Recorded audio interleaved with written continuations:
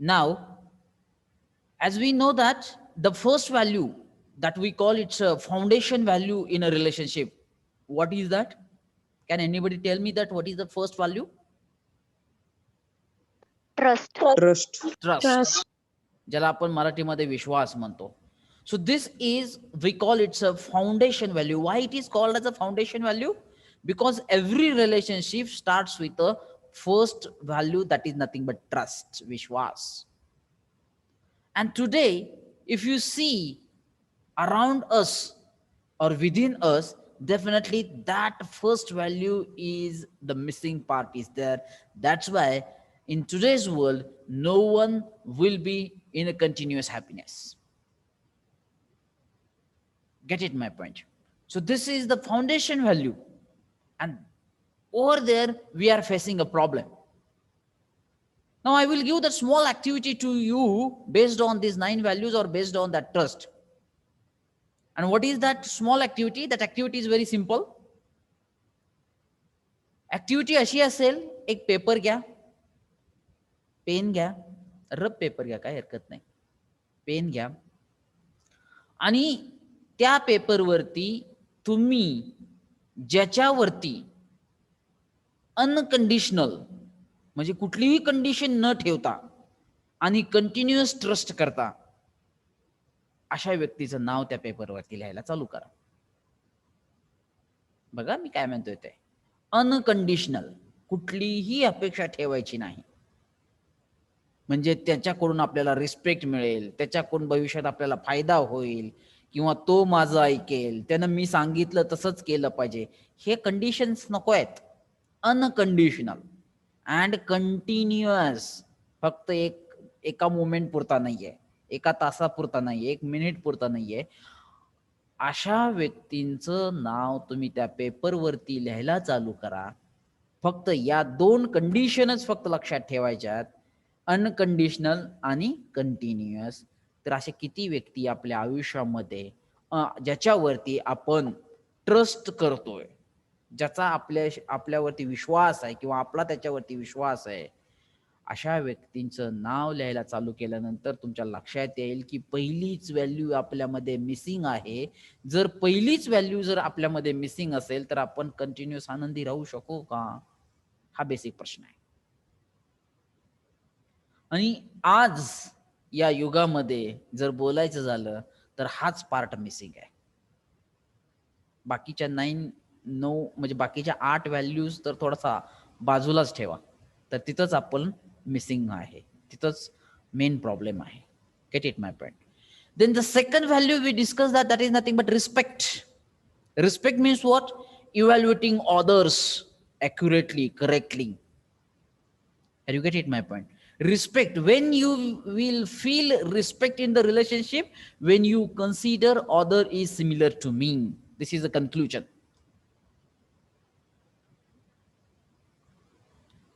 ज्यावेळेस आपण दुसऱ्याला हा पण आपल्यासारखाच आहे असं ज्यावेळेस समजून घेऊ किंवा असं ज्यावेळेस आपल्यामध्ये फिलिंग असणार आहे, त्याच वेळेस आपल्यामध्ये रिस्पेक्ट असणार आहे. अदरवाईज जर असं फिलिंग नसेल तर मी सांगितलेले 3 rules, over evaluation, under evaluation आणि अदरवाईज इव्हॅल्युएशन, मग आपलं इव्हॅल्युएशन हे राईट वे नसणार आहे, तर आपलं इव्हॅल्युएशन या 3 पैकी एका वे असणार आहे. एक तर तुम्ही ओव्हर इव्हॅल्युएट करणार किंवा अंडर इव्हॅल्युएट करणार किंवा अदरवाईज इव्हॅल्युएट करणार. आणि या तिन्ही प्रकारे जर आपण रिलेशनशिप इव्हॅल्युएट जर केलं तर त्याच्यामध्ये रिस्पेक्ट नसणार आहे, त्याच्यामध्ये डिसरिस्पेक्ट असणार आहे, त्याच्यामध्ये अपोजिशन असणार आहे. This is the second point. Now if we go forward towards these 9 value, then definitely the third value, which is nothing but what? Affection, ज्याला मराठीमध्ये आपण म्हणतोय Mamata. Now what is mean by this affection? Try to understand it. Affection is the feeling. आता ह्या 9 values जे आहेत ह्या रिलेशनशिपचे related values आहेत आणि रिलेशनशिप हे फिलिंग बेस्ड आहे, म्हणून ह्या सगळ्या व्हॅल्यू ज्या आहेत ह्या फिलिंग्स आहेत, ते समजणं गरजेचं आहे. The affection is the feeling of being related to the others. ज्यावेळेस आपण दुसऱ्याला आपला मानणार आहे त्यावेळेस त्या फिलिंगला आपण काय म्हणणार आहोत? अफेक्शन म्हणणार आहोत. आपलं मानणे. लक्षात येते? म्हणजे भाऊ आपण आपलं म्हणतो, बहीण आपण आपली म्हणतो, आई आपलं म्हणतो, वडील आपले म्हणतात, आई मुलाला आपलं मानते. आपण मित्राला ज्यावेळेस आपण आपलं मानणार आहोत त्यावेळेस ते अफेक्शन झालं. Get it my point? Affection is the feeling of acceptance. Accept करणे हे एक फिलिंग आहे आणि ते फिलिंग कशाचं आहे? Accept for the others. म्हणजे ज्यावेळेस आपण दुसऱ्याला ऍक्सेप्ट करणार आहोत, हा माझा मित्र आहे, हा माझा भाऊ आहे, ही माझी बहीण आहे, हे माझे वडील आहेत, ही माझी आई आहे, हे आपण ऍक्सेप्ट केलेलं आहे. हे माझे गुरु आहेत, हे माझे शिष्य आहेत. हे ज्यावेळेस आपण ऍक्सेप्ट करतो त्यावेळेस त्यामध्ये अफेक्शन फिलिंग आहे. Get it my point? Affection is the feeling of acceptance for the others as one's relative. Lack of affection is a seen in the form of opposition, jealousy, etc. ज्या ठिकाणी affection नाहीये म्हणजे आपण आपलंसं मानत नाहीये. लक्षात येते? त्याच्यामध्ये अपोजिशन आलं, त्याच्यामध्ये जेलसी आली, राग आला, द्वेष आला, सर्व इतर गोष्टी आल्या. म्हणजे ज्यावेळेस आपण आपल्या मित्राला आपलं मानत नाहीये, आपलं मन त्याला मानत नाहीये, तो आपला आहे, म्हणजे डेफिनेटली त्याच्याबद्दल आपल्यामध्ये अपोजिशन आला, जेलसी आली. लक्षात येते? The feeling of a trust and the respect are essential to have the feeling of affection. म्हणजे विश्वास आणि रिस्पेक्ट या दोन गोष्टी ज्याला आपण फाउंडेशन व्हॅल्यू म्हणतोय, ह्या गरजेच्या आहेत. त्यावेळेस आपल्यामध्ये अफेक्शन फिलिंग असणार आहे. म्हणजे एखाद्या व्यक्तीवरती आपला विश्वास आहे म्हणजे अफेक्शन येत आहे तिथं. त्याच्याबद्दल आपल्या मनामध्ये रिस्पेक्ट आहे. म्हणजे आपण आपल्या गुरुवरती विश्वास ठेवला, त्यांना मान सन्मान दिला, तर डेफिनेटली ते आपले वाढतात. आणि ज्यावेळेस दुसरा व्यक्ती आपला वाढतो त्यावेळेस डेफिनेटली त्या ठिकाणी अफेक्शन आलं. Is it that clear? When we have the feeling of a trust, we feel related to others. Otherwise, we may feel opposite to others. ज्यावेळेस आपण दुसऱ्याला आपलं म्हणणार आहोत, त्या फिलिंगला आपण काय म्हणणार आहोत? It's affection. Okay, let's go to the fourth value, fourth feeling. We call it's a care, स्नेह, काळजी आपण म्हणतो. Get it my point? Care is the feeling of a responsibility and commitment. Responsibility and commitment for nurturing and protection of the body of my relative. म्हणजे ज्या वेळेस आई मुलाला म्हणते की बाबा उन्हामध्ये खेळू नको, सावलीत खेळ, it's a care. Get it my point? ज्यावेळेस आई मुलाला सांगते की तू बाहेर चाललायस काहीतरी खाऊन जा, it's a care. It's a responsibility. कारण त्या आईला तिची रिस्पॉन्सिबिलिटी माहिती आहे, तिची कमिटमेंट आहे की आपल्या मुलाचं पोट भरलेलं असलं पाहिजे, तो उन्हामध्ये खेळला नाही पाहिजे. It's it's a care. म्हणजे मी हे एक एक्झाम्पल सांगितलंय. Gate it my point? ज्यावेळेस आपण दुसऱ्याच्या बॉडीची नर्चरमेंट आणि प्रोटेक्शनची काळजी करतो किंवा त्याचा आपल्याशी रिस्पॉन्सिबिलिटी समजतो, त्यावेळेस ती झाली केअर. ती झाली केअर. आपले वडील सांगतात की अरे बाबा मोटरसायकल हळू चालव, it's a care. Get it my point?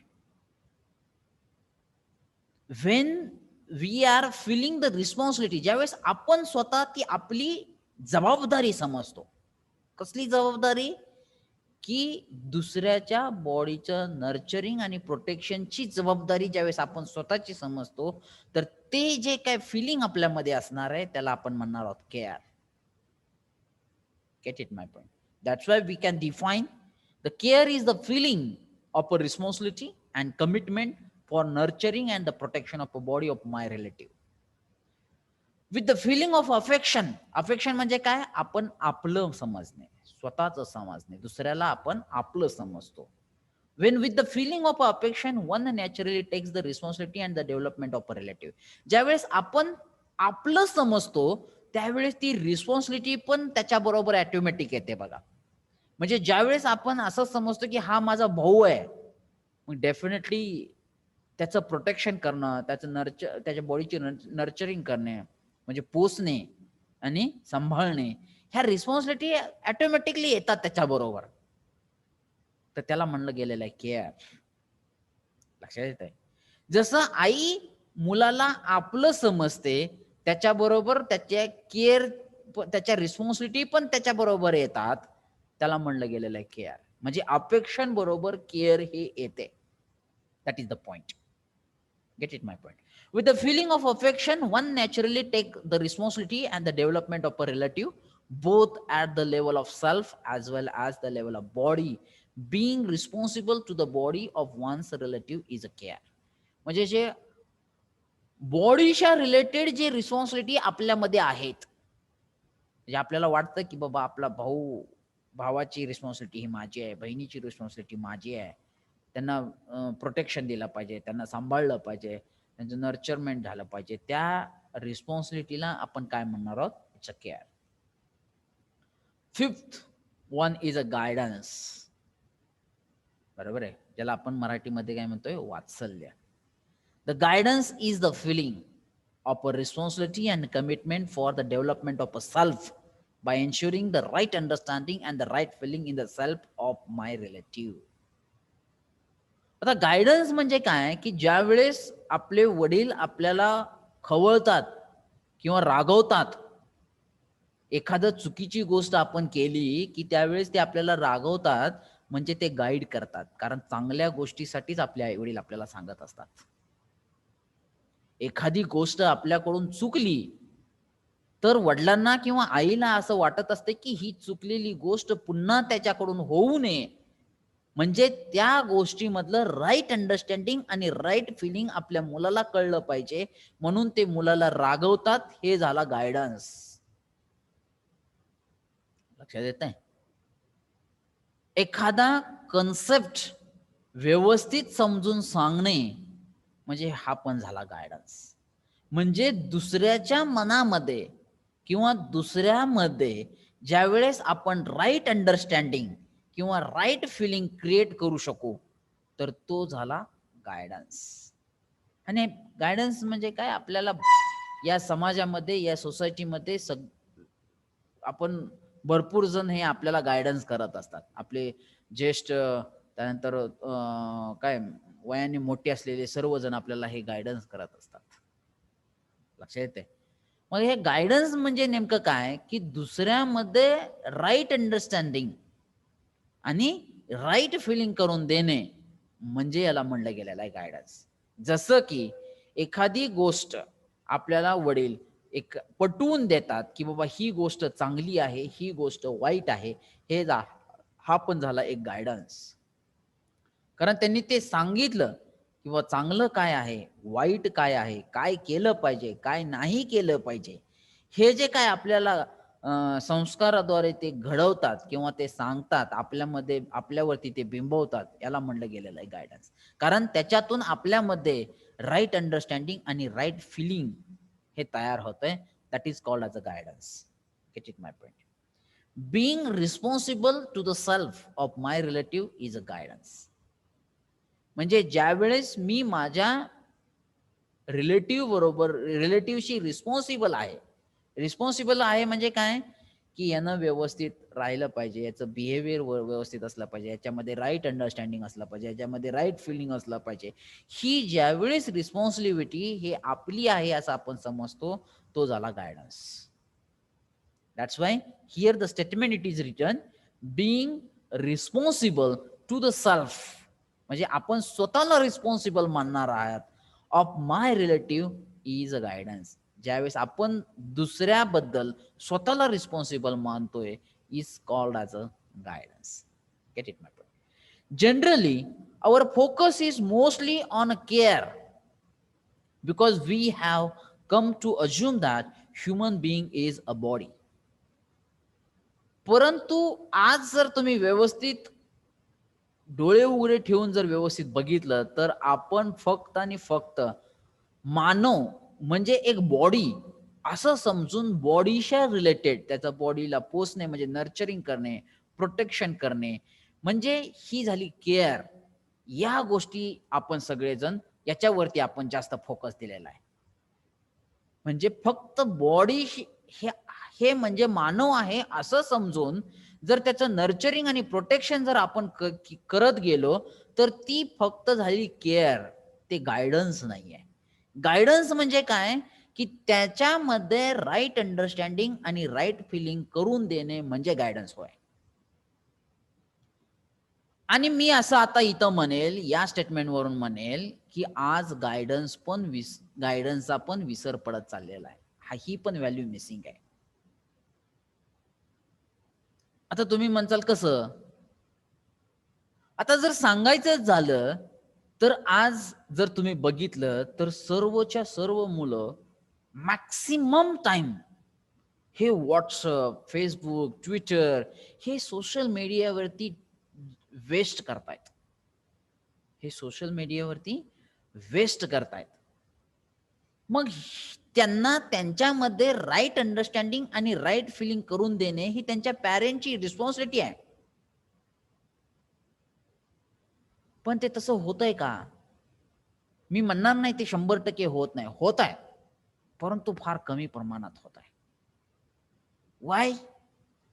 कारण आपल्या घरचे आपल्या बॉडीच्या रिलेटेड जे काही लागतायत म्हणजे आपल्याला जेवण असेल, आपल्याला बाकीच्या सर्व इतर गोष्टी असतील, ते आपले आई-वडील, आत्ताचे आई-वडील आपल्याला पुरवतायत. म्हणजे ते आपली केअर करतायत. पण आपल्यामध्ये राइट अंडरस्टँडिंग किंवा राइट फीलिंग हे आहे का नाही?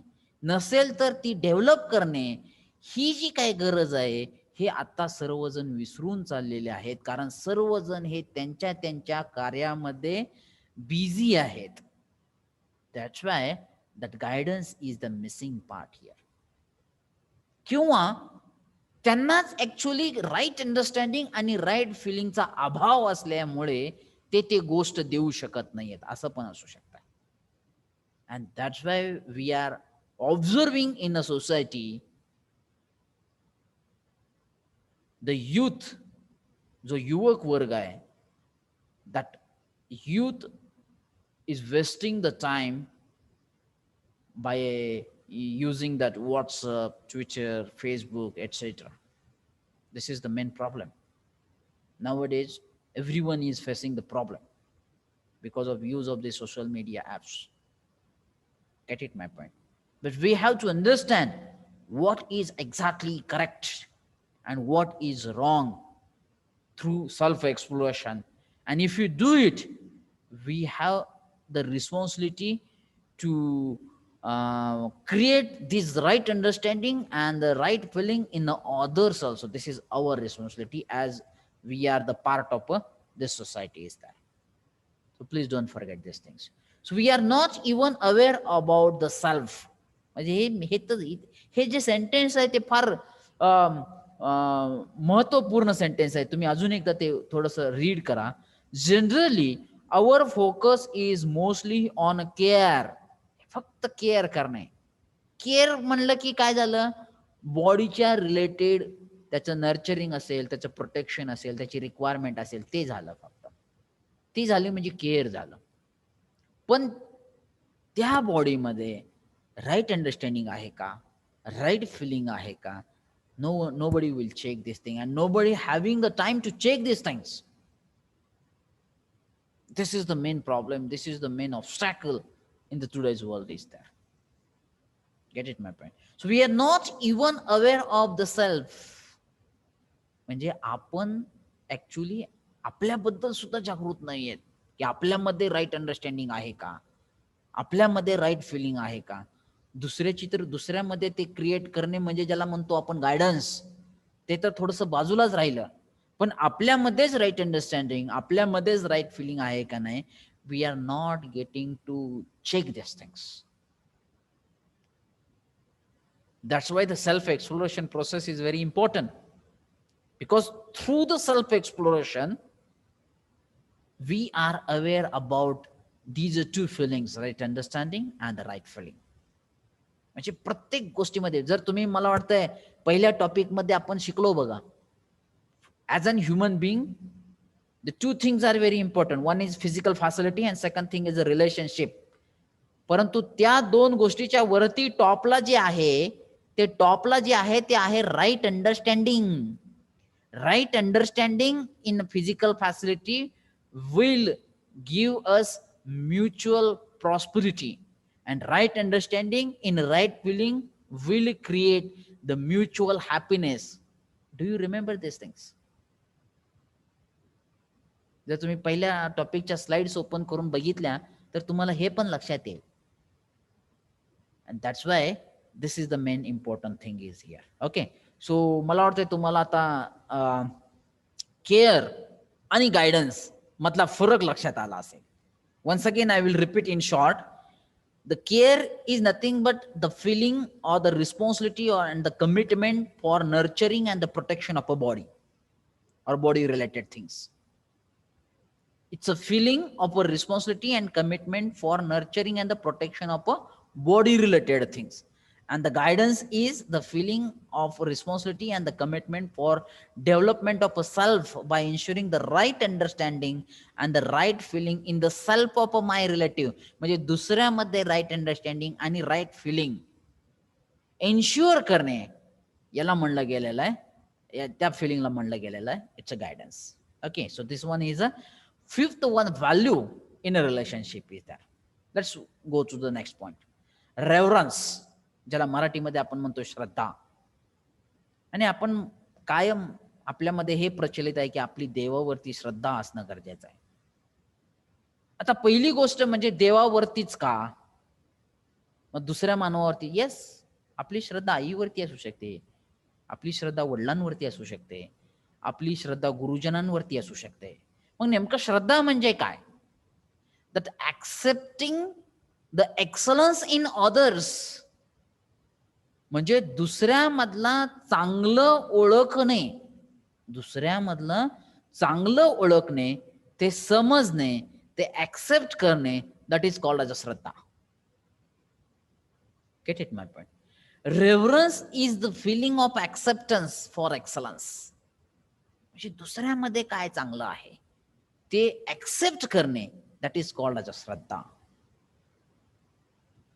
आता देवावरती आपली श्रद्धा आहे म्हणजे काय की आपण देवाला एक आयडियल मानत असतो. Everything is a correct, that is called as a god and we have accepted it. कारण ज्यावेळेस आपण देव म्हणतो त्याला देव, याचा अर्थ काय तुम्ही जर बारकाईनं जर बघितला तर याचा अर्थ असा आहे की तो एक आयडियल आहे. आयडियल म्हणजे काय? तिथं रॉंग काहीच नाहीये, तिथं सगळं करेक्ट आहे, तिथं एक्सलन्स आहे. Are you get it my point? तिथं सगळं आयडियल आहे and that is called as a shraddha, reverence. म्हणून तर आपण त्याला ऍक्सेप्ट केलेला आहे. Get it my point? मग आपण आईचे पण जे काय असतात आपण त्याला त्यांच्या ठिकाणी पण आपण काय म्हणतोय की देवच मानतोय, एक एक्सलन्स मानतोय, ते ऍक्सेप्ट केलेलं आहे. That is called as a reverence. म्हणजे दुसऱ्यामध्ये आपण चांगलं हुडकणे, ते ऍक्सेप्ट करणे, that is called as a reverence. त्याचा ऍक्च्युअली मिनिंग असा आहे. The reverence is the feeling of acceptance for excellence. Excellence is to be in the state of a continuous happiness. Excellence म्हणजे काय? It's a state of a continuous happiness with completeness of understanding of a harmony and living in a harmony at all levels. जे आपल्याला माहित आहे की आपल्याला जर continuous आनंदी राहायचं असेल तर 4 लेवलवरती आपण हार्मोनी स्टेट्स मध्ये राहिलं पाहिजे. ते म्हणजे आहे सेल्फ, फॅमिली, सोसायटी आणि नेचर.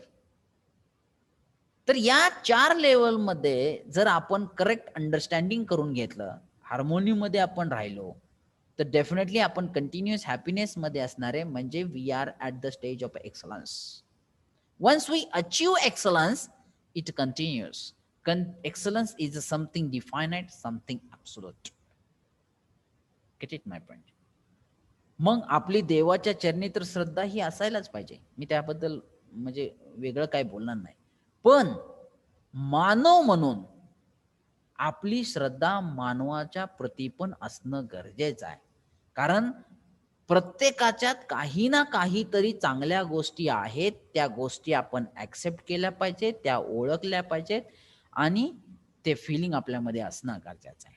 कारण रिलेशनशिप जर आपली स्ट्राँग ठेवायची असेल, तर आपण म्हणतो normally, "no one is 100% correct."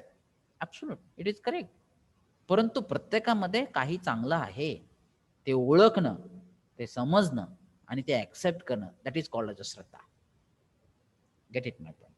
And when that excellence means what? It's a state of a continuous happiness.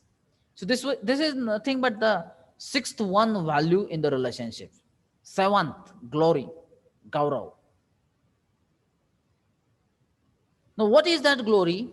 If someone achieved something which is very pride, which is excellence, then definitely we must express or we must have the feeling of a glory. गौरव करता आला पाहिजे. Get it my point? The glory is the feeling of acceptance for those who have made effort for excellence. म्हणजे suppose आपल्यापैकी किंवा आपल्या relative पैकी जर कोणी एखादा चांगलं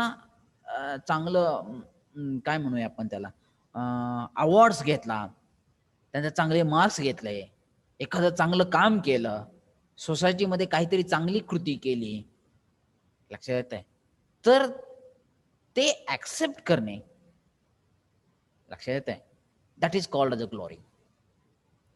म्हणजे जी काही चांगली गोष्ट झालेली आहे, हे दुसऱ्या कोणी काहीतरी एफर्ट्स घेऊन काहीतरी चांगलं केलेलं आहे. मग ते चांगलं स्वतःसाठी असेल, फॅमिलीसाठी असेल, सोसायटीसाठी असेल, नेचरसाठी असेल, एव्हरीथिंग. मग ते कशामध्ये पण असेल, एज्युकेशन फील्डमध्ये असेल, सोशलमध्ये असेल. जे काही चांगलं झालेलं आहे नॅचरल ऍक्सेप्टन्स लेवलवरती, जे सर्वांच्या हितासाठी चांगलं केलेलं आहे किंवा स्वतःच्या फॅमिलीसाठी काहीतरी चांगलं केलेलं आहे किंवा स्वतःसाठी काहीतरी चांगलं केलेलं आहे, पण ते नॅचरल ऍक्सेप्टन्स लेवलवरती म्हणतोय. जर ते चांगलं काही झालेलं असेल तर ते ऍक्सेप्ट करणे, त्या फिलिंगला आपण काय म्हणणार आहोत? ग्लोरी, गौरव. आता थोडासा विचार करण्यासारखी गोष्ट आहे. सपोज आपण, आपला एक मित्र आहे, परंतु आपल्यामध्ये त्याच्याबद्दल अफेक्शन नाहीये, म्हणजे आपण त्याला आपलं मानत नाहीये, आपल्यामध्ये अपोजिशन आहे, त्याच्याबद्दल थोडासा राग आहे, द्वेष आहे, आणि त्यानं जर सपोज नॅशनल लेवलला एक काहीतरी पदक घेतलं, तर आपल्यामध्ये त्याला गौरवण्याचं फिलिंग असतंय का? नाही, कारण आपल्यामध्ये द्वेष आहे, राग आहे, उलट जास्त अजून जलसी निर्माण होणार. पण आपल्याला नॅचरल लेवलवरती जर ऍक्सेप्ट करायचं असेल, तर त्यानं स्वतःचे एफर्ट्स वरती नॅशनल लेवलला एक चांगलं पदक मिळवलेलं आहे. म्हणजे याचा अर्थ बाकी सगळ्या गोष्टी बाजूला ठेवून त्याचा गौरव करणं, हे it is expected thing, it's a natural acceptable thing is that. That is called as a glory. The glory is the feeling of acceptance for those who have made effort for excellence.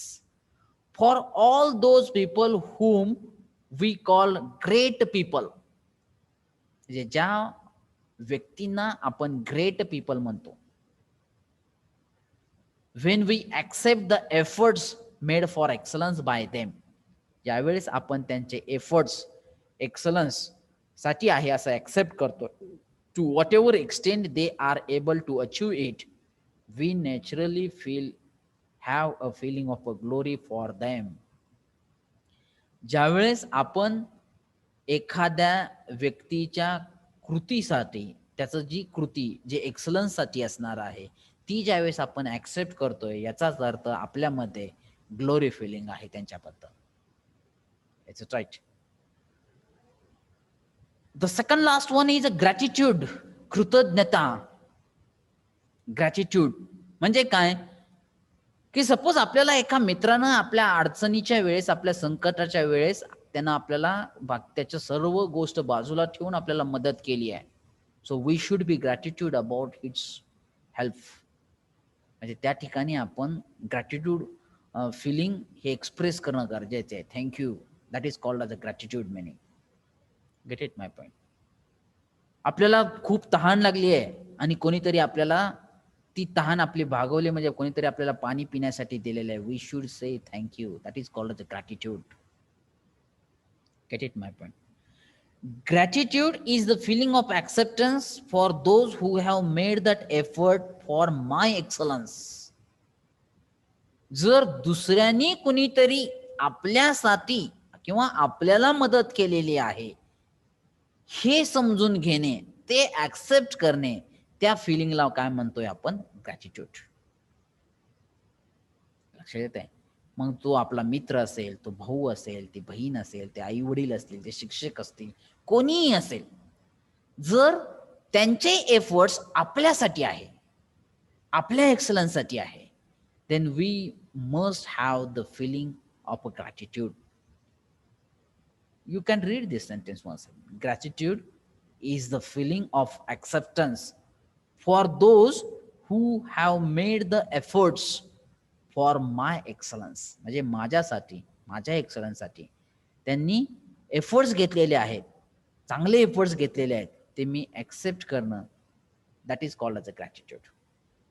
In our life, there may be so many people who have been of help to us in the process of understanding harmony and the living in harmony. So we have this feeling of a gratitude for them. Gratitude is a significant feeling in the development of a relationship.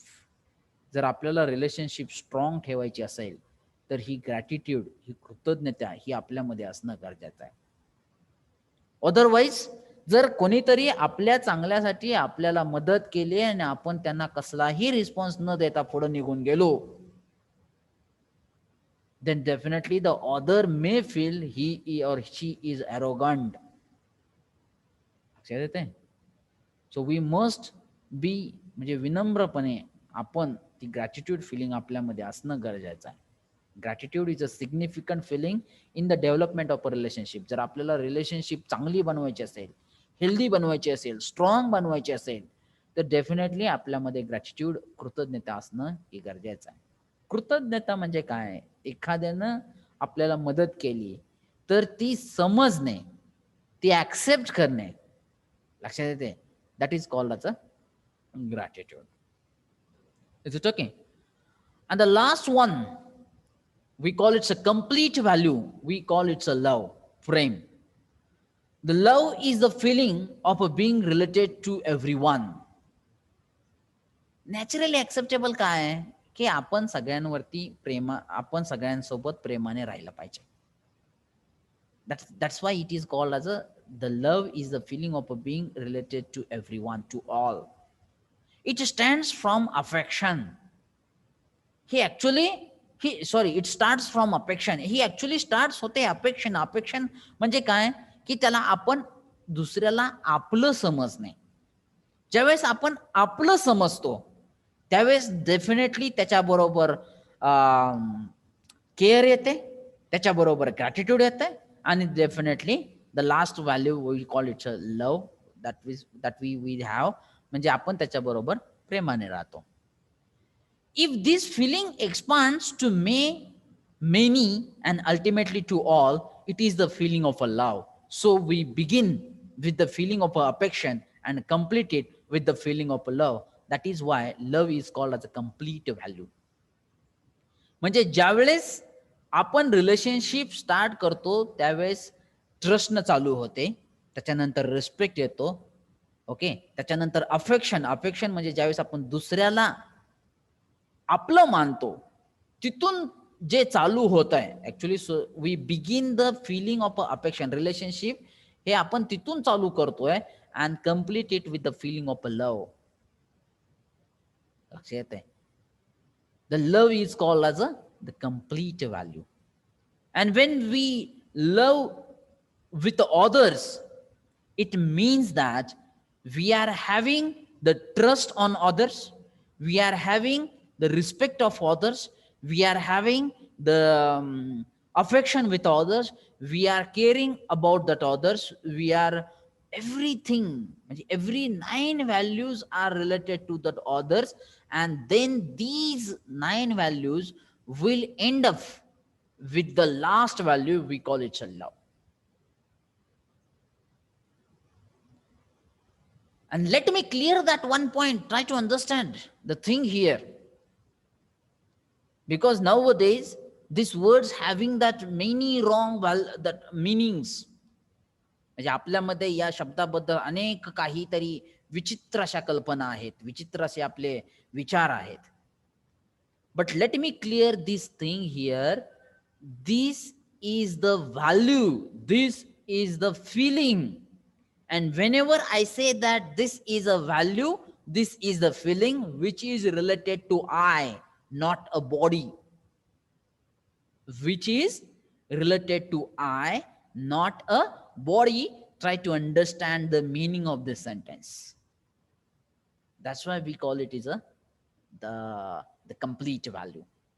But nowadays, everyone I say that is assuming that human being as a body, and definitely all are doing the wrong assumption, and due to that everyone assume the wrong meaning of this last value, love. But I say that this is the value, this is the feeling which is in the relationship, and that is related to I only, not a body. The body is not a part of all these 9 values except care. फक्त care मध्ये आपण त्या बॉडीचं nurturing and the प्रोटेक्शनचा भाग बघितलेला आहे, फक्त आणि फक्त केअर या व्हॅल्यू मध्ये. Remaining 8 values are related to I only. Catch it my point? So please try to understand the difference between the body and I. And when we remove, or when we just focus on that I, self only, all 9 values are the part of that I, because I wants the relationship, and when the relationship it comes, definitely all 9 values are always comes with that relationship, which will starts with the trust, first foundation value, and end with the last complete value, which is called as a love. And this love is nothing but unconditional, unexpecting the responsibility of others, the feeling of others, and that will starts with the affection, care, and you get it my point, and end with the this last one value, which is called as a love. This is the total 9 values about the relationship. Is that the love is the feeling of being related to others. बरोबर आहे. आपण हे सर्वजण सगळेजण एक समान आहोत. That feeling we call it is the love. The love is expressed in the form of compassion. The feeling of a love is for all, and it is expressed to whoever comes in contact. आपण इतरांसोबत, सगळ्यांसोबत प्रेमानं राहणं हे naturally acceptable things आहे. Get it my point? So the right feeling within myself or from the others. आता आपण ह्या टोटल 9 व्हॅल्यूज ह्या आपण बघितलेल्या आहेत. Now the 2 to 3 remaining points are remain in this third topic. Otherwise our this topic will be finished, and I think today we stop here. So this right feeling within myself and or from the others, that point we will discuss in the next lecture is there. Okay, so I will take that attendance. Give me the time to take that attendance. Let me call that the